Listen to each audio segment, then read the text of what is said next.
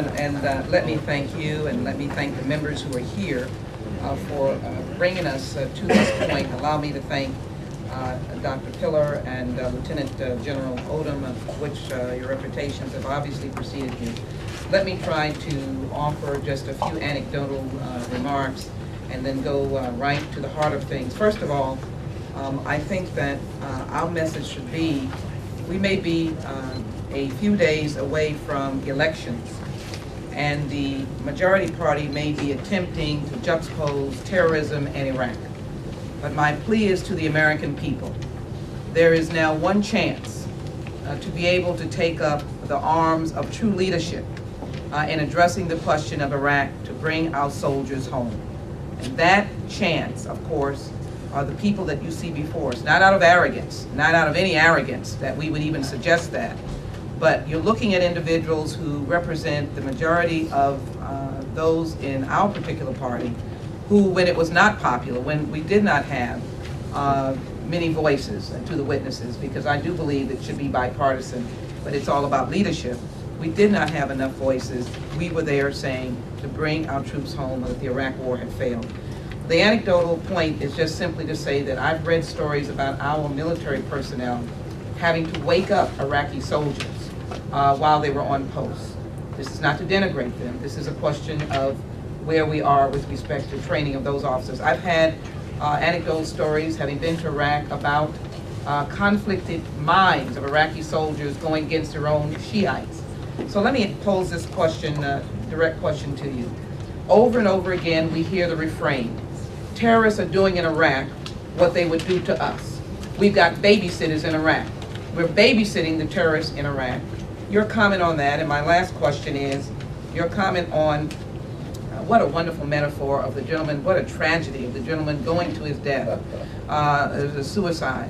What is the element that is holding Secretary Rumsfeld, and I'm going to make it very clear and plain, where we cannot get anyone to listen, that he is blocking the change the cause, or maybe it's not, but what is the mindset of the Secretary Rumsfeld, who sees more than what you see? This is a failed war, and there is no shame to not cutting and running, transitioning power to Iraq and calling upon the Arab neighbors to assist them. I ask both Lieutenant General and I'll respond to the first question, and I'll invoke Secretary Rumsfeld to not actually answer your second question. The babysitting theory, the fallacy in that, it's sometimes called the flypaper approach, where we track them to Iraq and get them stuck there. The fallacy in that thinking is that there's a fixed number of terrorists in the world, and if we occupy them in Iraq, they won't cause mischief elsewhere. We don't have a fixed number of terrorists. And the appropriate question to ask is the one that Mr. Rumsfeld himself asked a couple of years ago in a memo that got leaked, in which he asked, are we breeding more terrorists faster than we are incarcerating or killing them? And that's the right question to ask about Iraq, and I'm afraid the answer to that question is yes, we are. thank you. Lieutenant General? Yes, let me answer that question on some of the training question. Thank you, sir. I don't know how to explain Secretary Rumsfeld. The Services Committee to try to work that, get that out of him. I think he's the best position to report the state of his mind. On fighting them there, not here, I commend to you an article by John Miller in the latest issue of Foreign Affairs, when he explains why or how the terrorist threat in this country is hugely exaggerated. It's hugely exaggerated worldwide.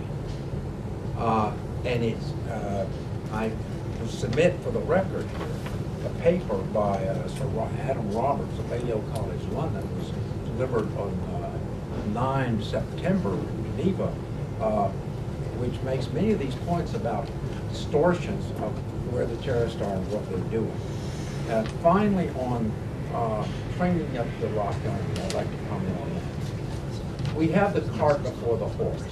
There's no lack of military competence in Iraq. They fought the Iranians for 8 years. By the standards of Middle East armies, they're not bad. The problem is political consolidation. It's not military competence. If we were to be very effective in creating a new military, it would take over, you'd have a dictatorship. I lived through this precise problem in Vietnam. We trained up very good in the Vietnamese units. Someday they fought well, someday they didn't fight well. What was the problem? Political logic. Which side are you going to end up on? And if you make the wrong choice, you may end up losing your life as a result back in the barracks, not on the battlefield.